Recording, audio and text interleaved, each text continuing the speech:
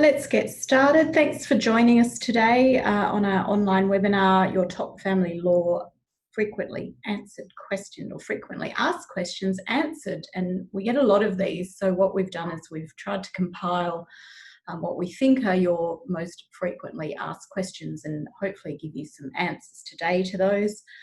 Obviously, we don't have an opportunity to speak to you about your individual circumstances, so we don't know what your situation is, so can't give you legal advice about it. But what I do want to do is give you information in which you can have an understanding about what goes on and what the principles are.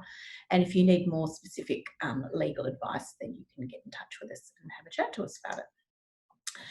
So just a little bit about me quickly. My name is Catherine Leach. I am the founder and managing partner of Leach Legal. We're the largest family law firm in Perth. We've been around since 2004 when I set up with two lawyers in a very small office, and we've grown since then. We're now in the CBD, and we're very focused and always have been on getting people better outcomes. We do a lot of mediation and negotiation, and we really want people to be able to walk away from this process without a marriage, but still with a family. So that's where we have our focus. Our services revolve around the family law issues, and they are dealing with relationships, children, finance, and all of the things that come with those. We do binding financial agreements, which are prenuptial agreements. We do appeals, we do consent orders, and we do all the things that come from those things arising from a separation, whether you're married or whether you're in a de facto relationship. So the first question is the requirements of getting a divorce. Now, divorces are really interesting. Historically, for most of Australia's life, there was a requirement that you would have to have a reason for a divorce or a grounds for divorce. And until 1976, there were quite a few of those grounds. The most notable ones were things like adultery or abandonment, and if you didn't agree to the divorce, then you would have to, someone would have to provide evidence to the court about why those grounds existed, which spawned a whole lot of private investigators taking photos of people, so-called adulterous acts, and presenting them to the court to try and get a divorce.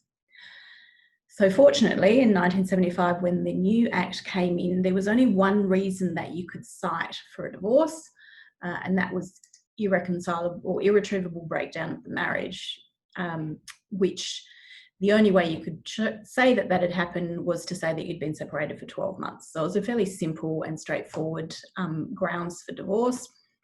There's obviously a lot of uproar at the time because everybody felt that it would be very, very easy to get a divorce. It's certainly not difficult to get a divorce. It's very difficult to dispute a divorce. So if one party wants to get one, it will get through one way or another generally. Annulments are not really a thing that happens. I've probably in 30 years done no annulments. So divorce is the most common way of finalising the breakdown of the marriage. So when you do your divorce application, you'll be asked about the date of separation. And a lot of people contact me and say, where do I register my date of separation? And the answer is nowhere. There is no separation register. There's no document. The way that separation is gauged is when one party says to the other party that they consider that the relationship is over. And if the other party dispute that, you can have an argument in the court about it. Sometimes some people do dispute it. One person might say, look, we separated on the 1st of January. The other person might say, well, look, we separated on the 10th of May. As long as you file your application on the 11th of May the following year, you've got 12 months of separation. So the actual date itself doesn't really matter. Some people like to backdate their separation so they can get a quick divorce. But that, of course, is illegal because you're going to swear the document and say that it's true and correct. So separation is gauged on one party telling the other party that they consider that the relationship is over, and that's it. That's all you have to do. If you file for a divorce but you're still living in the same house but you've been living separately, you're going to need somebody else to make to do an affidavit to say that you were actually living separately and that you weren't living together as a married couple. And they will need to file that affidavit in the court. And the court's got to be satisfied that you were living separately and apart. If you have children under 18, there's a big section in the form that asks about the arrangements for the children. The reason for this is that there is a section in the Act that requires that all parties must satisfy the court that the arrangements for the children are proper. It doesn't have to be a long list of the arrangements for the children. We don't need to know what they eat and what time they go to bed, but we do need to know, are they at school? Are they doing okay? Are they in good health? Are they spending time with each parent? Are they being financially supported? So all of that information needs to go into the form. And bearing in mind that a child of the marriage is not just a child of the husband and the wife, or the two parties if it's a same-sex marriage, but it is a child of the marriage that has lived with them during the time they've been together. So it could be the child of one party, it could be like a stepchild, and you have to satisfy the court that their arrangements are appropriate as well, so don't leave them out when you do your divorce. If you don't agree to the divorce, there's only two reasons you can't agree to it. One is that the marriage hasn't irretrievably broken down, so there's a likelihood that you're going to get back together. And the other one is that you haven't been separated for 12 months. So if you say, well, look, we're going to get back together, the easy answer to that is the court says to the other party, do you want to get back together? And if the other party says, no, I don't, the court says, well, clearly you're not going to get back together. If you haven't been separated for 12 months and one of the parties disputes that, then the court can set it down for a trial and they can basically hear evidence about why it hasn't been 12 months. And the last one, which is the big one, can I set my wedding date or organise my big divorce party for the day of my divorce? I wouldn't. In my experience, if you're doing your own application, sometimes people make mistakes. Sometimes the divorce doesn't go through because they put things in the wrong place, and the court might adjourn the matter to get more information. They might dismiss it if it's completely done incorrectly.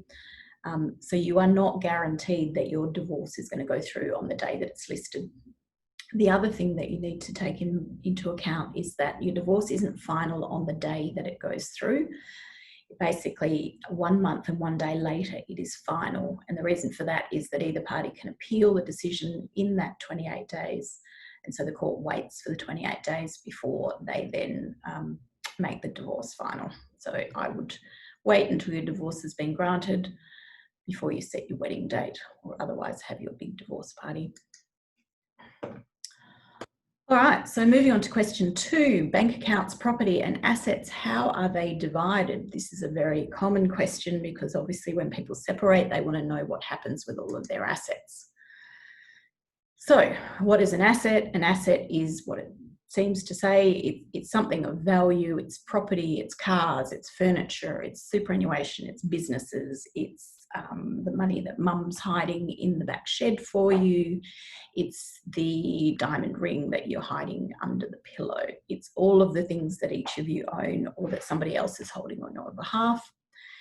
And the value of those assets is the date that we're looking at them. So if I'm looking at all your assets today and we're doing a settlement, then we use the values today.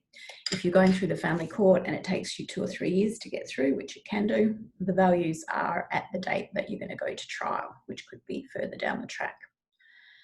So the values are as you agree them. So the two of you could say, look, let's just call that car $10,000. That's just easier. Or if you can't agree them, then you get a valuer to value it for you. And generally speaking, you both choose one valuer, and that valuer does the valuation, and that's the value that you use. Can you hide assets or give them to your mum to keep for you? I think we all know the answer to that. No, you can't. If you hide assets or somebody else is keeping them for you, you need to disclose them. There's very, very wide powers that the court has to find things. Subpoenas can be issued to trace bank accounts. I can recall getting orders called Anton Pillar orders, where you actually go to someone's house with a couple of security guards and go into the house with the order and grab stuff out, like computers and cash out of safes and things like that. So it's really not a good idea at all to hide assets or to try and keep them away. And if you don't agree on the value of the assets, you either get them valued or the court will make a decision on them. So in most cases, a value can be agreed or a valuer can value it, but some assets are very, very complex and they will require maybe some judicial intervention to decide what the value is.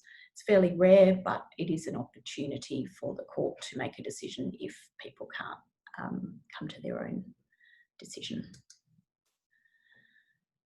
So one of the common things that people do, which is not strictly correct, is that they think that every asset sort of has to be sold and then divided equally. And that looks a little bit like this. You've got a house, car, furniture, wife's super, husband's super, and everything's split equally. And you can see that basically, you know, you end up with half of everything and a total of $223,000.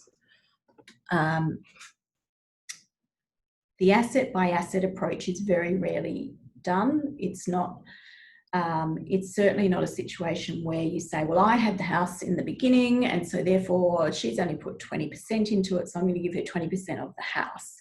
And the car was mine, but we bought it 2 years ago, so I'm going to give her 50% of the car. So that's an asset by asset approach, and that's not what we generally do. What we generally do is we look at all of the assets and add them up. So we might end up with, so for instance here, 446,000. And then the 50-50 split might be appropriate, but it doesn't look like this. It doesn't look like you're getting half each. It looks like something like this, that the house, one person's keeping it, one person's keeping the car, you're splitting the furniture, you're keeping your own super, but then you can see down the bottom that there's a super split, so everyone gets 50-50. So husband gives 20 grand more to the wife, and then we've got the husband paying the wife some money, some cash money, because he's keeping the house. So that's the division of the assets, and there's two ways to go through a property settlement. There's only two. One is you reach an agreement and you get it done by way of a consent order or a financial agreement, or you don't reach an agreement and the court makes an order. That's it. There's lots of techniques along the way to get you to an agreement, but at the end of the day, if you don't agree, the only other way of dealing with it, well, there's probably three ways. You do nothing at all, you reach an agreement, or you go through the court. Okay. This is a tricky one because sometimes people are separated for a really long time. You might be separated for 5 years and then you decide to do a property settlement. What that means is that your assets have substantially changed often from the time of separation, and it's quite common that one person will be a saver and the other person will be a spender, and sometimes that's the reason why you split up, because you have very different ways of dealing with money. The bottom line is that all assets go on the table at the time that you're doing the property settlement.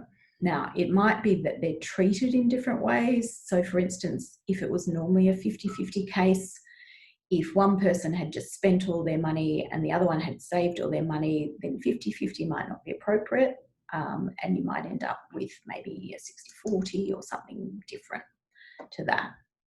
But it is a risk that people who wait a long time to do a property settlement, they run that risk that they're going to have assets included that they've accrued after separation. And there's a real feeling of that being unfair, because people want to get on with their lives and they don't want things like a lotto win or an inheritance to come into it.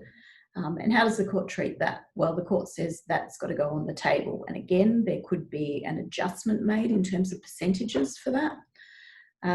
But effectively, it's still got to come on the table. And all of the assets have to be included in the property settlement, which is problematic. So it's generally my advice to people to get advice about their property settlement very early, and if they can, to do the property settlement very early before things change substantially. But for some people, it might be great if things change substantially. Values might go up, things might happen. So it's also important to understand the strategy about why you're doing what you're doing and why you're doing it in the timing that you're doing. Another one that we get asked, people will ring me and say, I have to wait 12 months before I can do my property settlement or my parenting. Really, the short answer is no, you don't. You can do parenting the day you separate. You can do property arrangements the day you separate. You can do those straight away. The divorce is completely separate to those things. The only thing that divorce really has an impact on is that if you do a divorce, you will then need to make sure that you apply for a property settlement within the 12-month period that since you've done your divorce. Otherwise, you have to get special leave of the court. So don't get a divorce and then wait for 5 years to do a property settlement, because you're going to have a problem. Get the advice early. Your divorce should really be, hopefully, the last thing you do after you've sorted out your parenting and your property arrangements.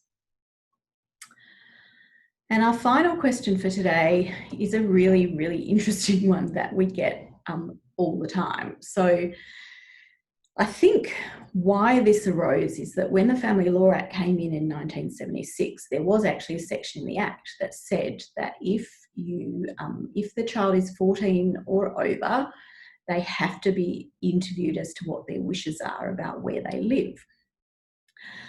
As far as I can tell, that got removed in 1983, but it still seems to linger because people keep saying to me, what age can children decide with whom they live? And a lot of them say to me, my child's 14, don't they get to decide? So that's the history of it.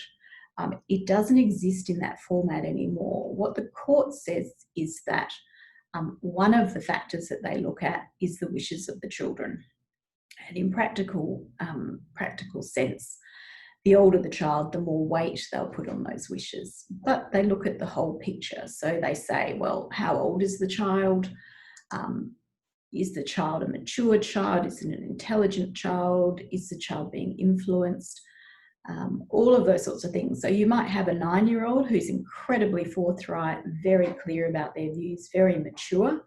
And the court puts a lot of weight on those wishes. And you might have a 14-year-old who says, I want to go and live with dad because he lets me play Xbox all night and drink beer. And that's obviously going to have a different weight on it.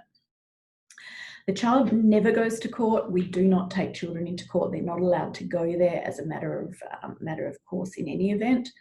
The court needs to hear about the wishes, but they do not want to see the child. The judge doesn't want to meet with the child. It's not the way that we do it in this state and in this country. I know in New Zealand, some judges will meet with the children, but we've just never really gone down that road.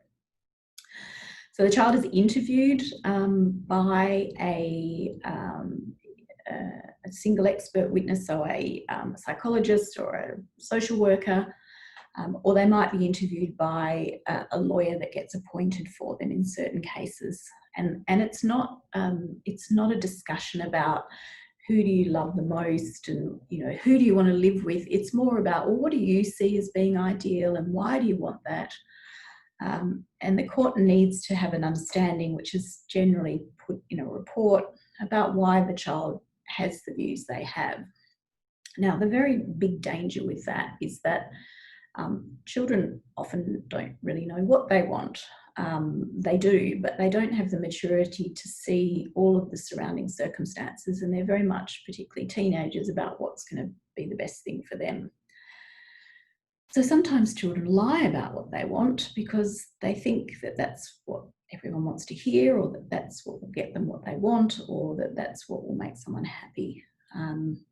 Fortunately, a lot of the people who interview the children know the questions to ask and have an understanding about why the child is the way they are.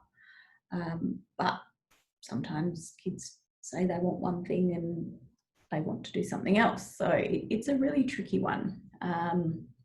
And obviously, as a parent, you know what your child is like. And really, at the end of the day, if you can keep your child out of that system altogether, it's a much better outcome. But we try and run a system where we take into account a whole bunch of things, not just what the child wants, but what everybody's like and what the best interests of the child are.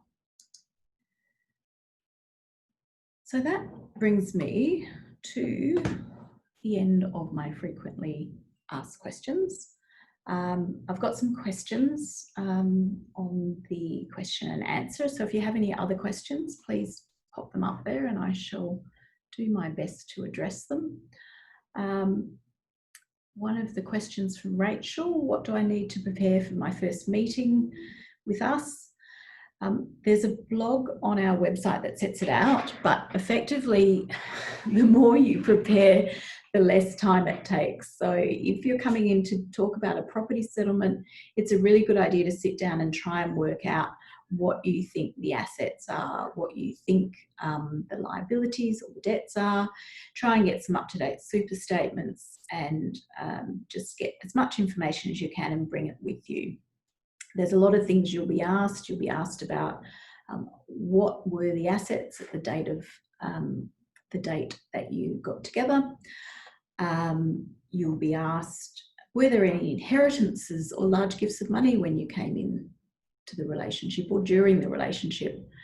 So all of that information is really useful for us, and the quicker we get that off you, the quicker we can give you advice. Also, if you're coming in to discuss parenting matters, you might want to just set down what the current arrangements are and be clear about what they are, and have a bit of an understanding about what the history of the arrangements were, because those are the questions we'll ask you. How long does the court process take? A long time. Basically, about half the people that we see that come to us don't go through the court system. They end up reaching an agreement, they stay out of the court system. The other half will start in the court system, and of those people, about 1.5% of them will end up with a judgment from the court. So it's a really small percentage that goes through. But ultimately, if you are one of the 1.5%, you're looking at 2, 3, sometimes 4 years. So it's a really, really long process, unfortunately. If you get an agreement, it can be really short. It can be done within a matter of months. So that's the ideal arrangement. Kylie's asked any scenarios about how people work out their entitlements to work out the split.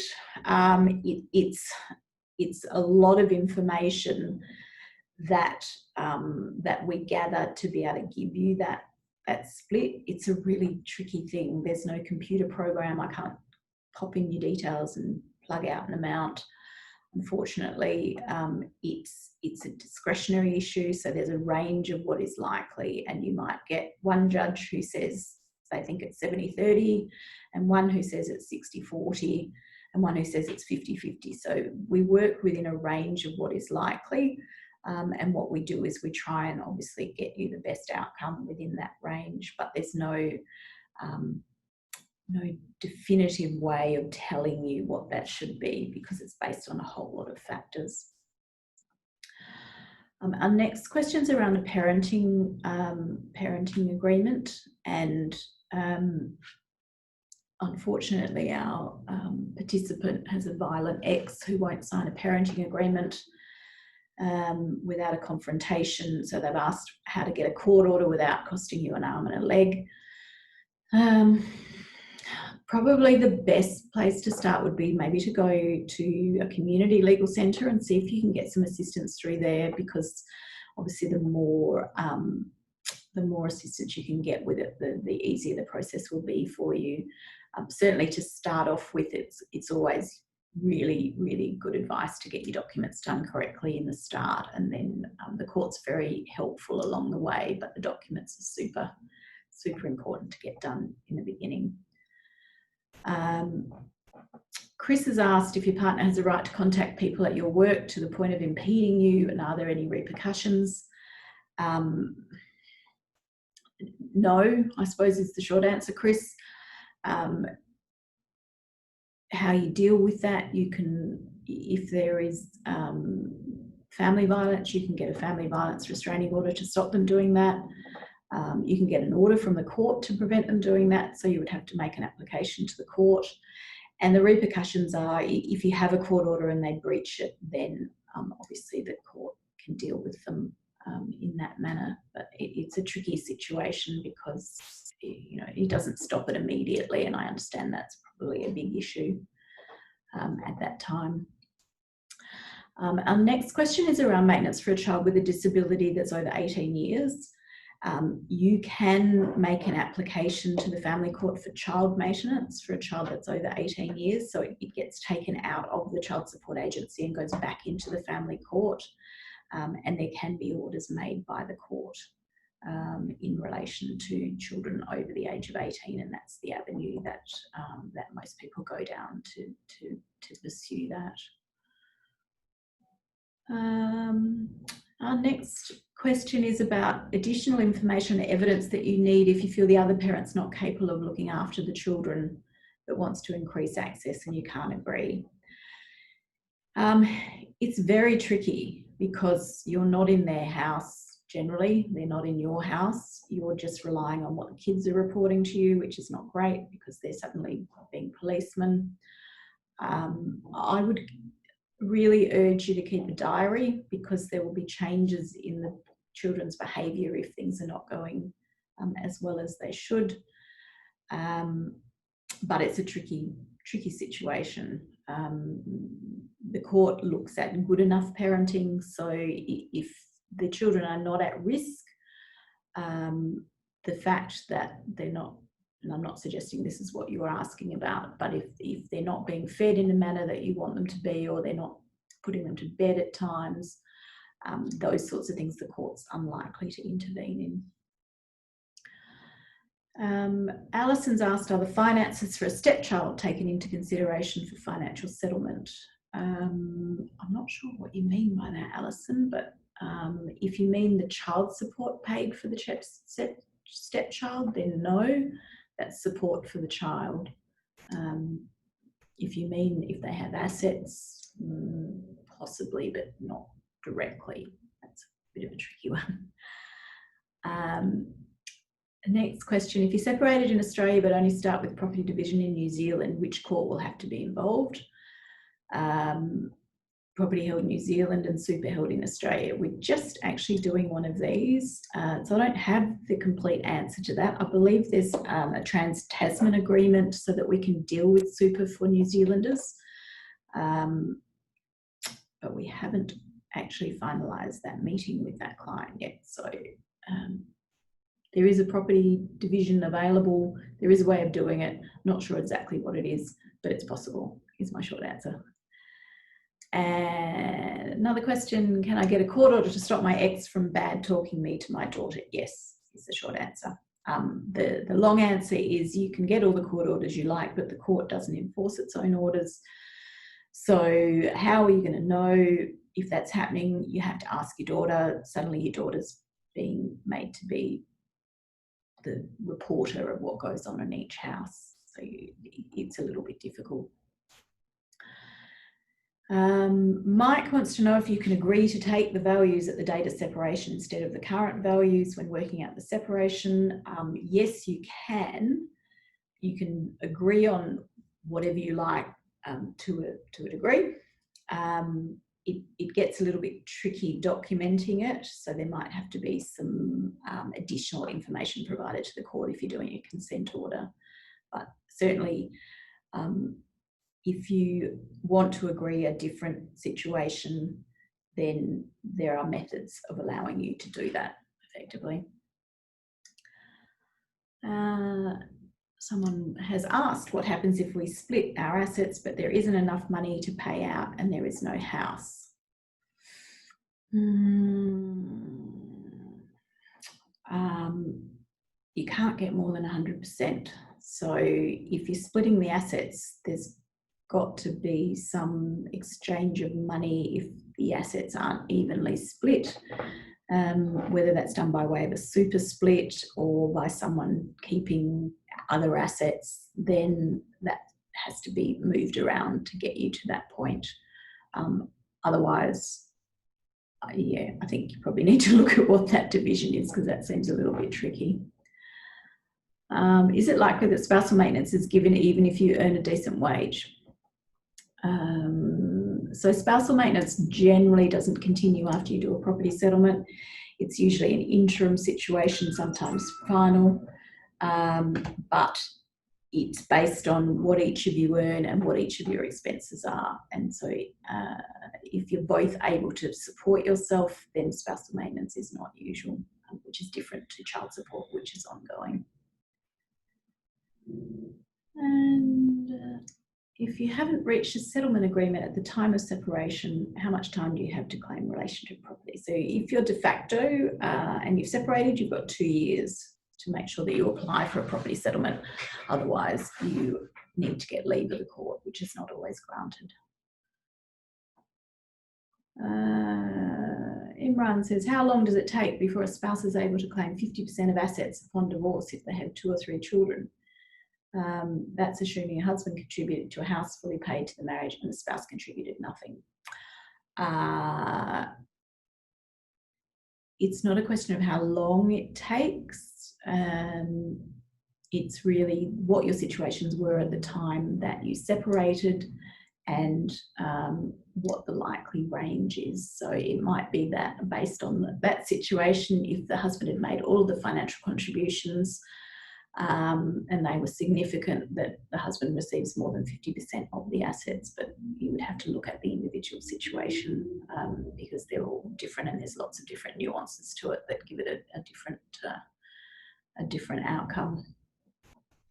How are premarital assets treated, and are there any time periods applicable? We look at what you had at the beginning of the relationship, and that is factored into what the final division is. So it's really important that you have evidence about what you owned at the beginning of the relationship, because it might be really important in how the assets are eventually divided up. Spousal maintenance, can it be backdated? Yes, it can. The court can do lots of things. It just doesn't usually get backdated very far because there's a real lack of fairness around that, I suppose, if somebody suddenly gets hit with a huge bill. Often it'll be backdated to the date of application if somebody's applied and there's been a delay in the court, but often it's from the date of hearing. And super split, this is a really good question and we get this a lot. If you do a super split, does it have to be transferred to a super fund or can it be paid out in cash? The answer to that is you can't get it in cash. It has to be paid, it has to be transferred to a super fund. Unless you're eligible, then you can cash it out as you normally would. And we're heading to the end now. I've got one more question and then I'll come to an end. So I will answer this one. How is it divided if both parties worked? Husband made significantly more, but household costs were paid by wife and husband spent all paid on drugs. Oh, there's a lot in that one. Depends if they had children. So if the contributions while they were together were equal because one party worked, but one party looked after the house and looked after the children, it may well be that the contributions are deemed to be equal. Spending the money on drugs, you could argue that they have wasted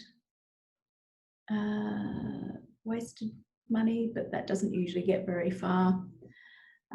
So the court would take all of that into account and probably look at the fact that the wife's contributions were more difficult because the husband was taking drugs, but not an easy answer. So look, that's all I've got time for today. Really grateful that you've joined me today. And we'll be doing some more of these. This will be put up on the website for people to view it. And if you have any other questions, then you can contact the office and we can help you through that. So thank you, everybody. I hope we've done some good work today and given you a bit clearer of indication. Look, you all have a great day, and thanks very much. We'll see you later. I'll turn it off.